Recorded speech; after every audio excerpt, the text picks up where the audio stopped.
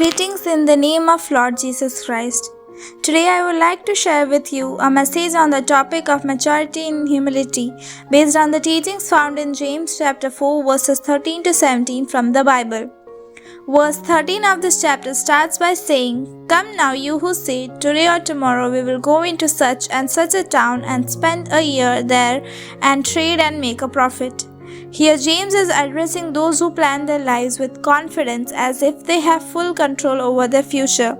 He is cautioning us against arrogance and self-reliance. Life is uncertain and we often fall into the trap of pride, thinking that our plans will always come to pass. But James reminds us that ultimately our lives are in God's hand, and it is His will that should guide our steps.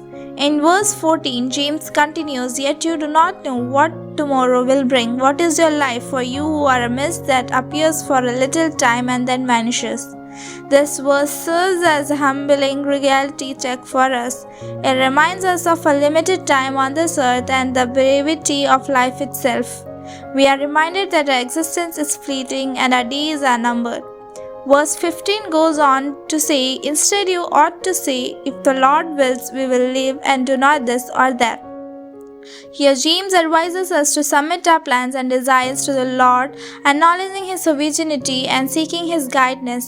This humble attitude reflects a mature understanding of our dependence on God and our willingness to surrender control to Him. Furthermore, in verses 16 and 17, James says, "As it is you boast in your arrogance, all such boasting is evil. So whoever knows the right thing to do and fails to do it, for him it is a sin." Boasting in our own abilities and accomplishments is prideful and contrary to the character of humility that God desires from us. Instead, we should humbly submit ourselves to God's will, seeking to do what is right according to His word. In conclusion, the passage from James chapter 4 verses 13 to 17 teaches us the importance of humility and maturity in our relationship with God.